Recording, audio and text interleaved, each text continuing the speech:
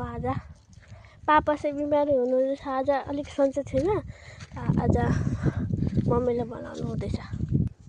काम रुखाएर भएन, गर्नु पर्यो। साथी पनि बिमारी भइगयो, आज चाहिँ एक्लै पर्यो।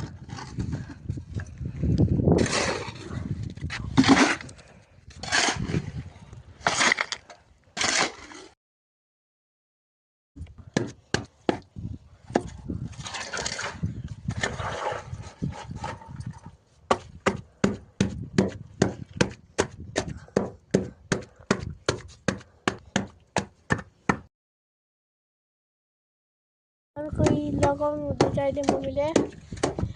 अब 2 बाल्टी हाल्नु मम्मीले, अनि यहाँसम्म ल्याउनु पर्छ होला, यति पुरा। यो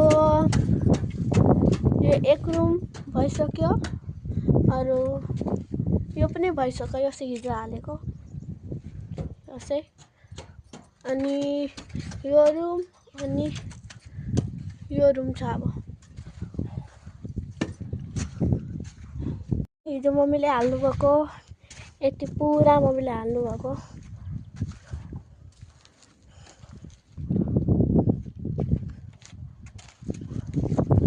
अब यो रुम र यो रुम चाहिँ अब मम्मीले हाल्नुहुन्छ। पापा बिमारी हुनुहुन्छ, म तपाईँलाई देखाउँछु मेरो पापालाई।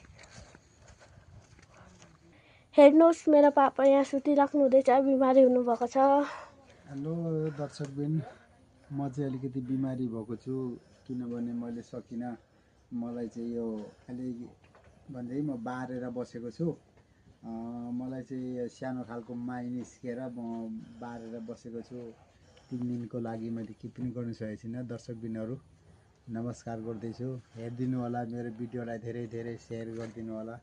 एक्लै मेरो श्रीमतीले उहाँ काम गरिराखेकी छिन्, मन पोलेर आउँछन् कि अनि हिँड्नु सकेको छैन। मेरो भिडियो हेरिदिनेहरू दर्शकबिनहरूलाई धेरै धेरै धन्यवाद छ।